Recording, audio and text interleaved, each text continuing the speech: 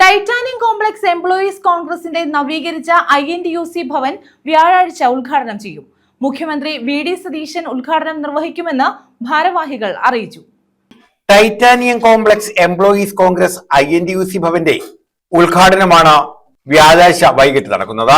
ഉച്ചകഴിഞ്ഞ് 3-ന് മുഖ്യമന്ത്രി VD Satheesan INTUC Bhavan ഉദ്ഘാടനം ചെയ്യുമെന്ന് ഭാരവാഹികൾ കൊല്ലത്ത് അറിയിച്ചു.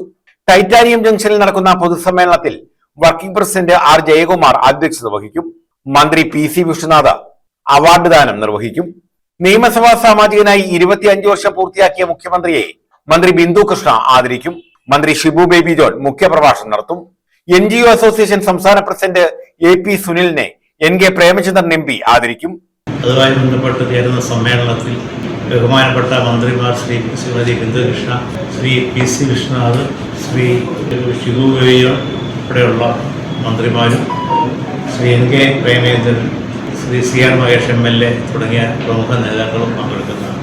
കഴിഞ്ഞ 15 വർഷക്കാലമായിട്ട് ഞങ്ങളുടെ യൂണിയൻ്റെ പ്രസിഡന്റാണ് ബഹുമാനപ്പെട്ട മുഖ്യമന്ത്രി.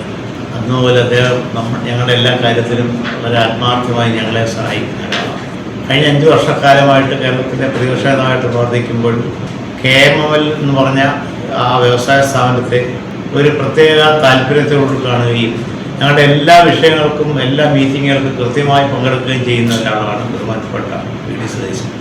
അദ്ദേഹത്തിൻ്റെ ഒരു താല്പര്യം അനുസരിച്ചാണ് ഞങ്ങൾ ഇപ്പോൾ ഒരു നവീകരണ പ്രവർത്തനങ്ങളൊക്കെ നടത്തി.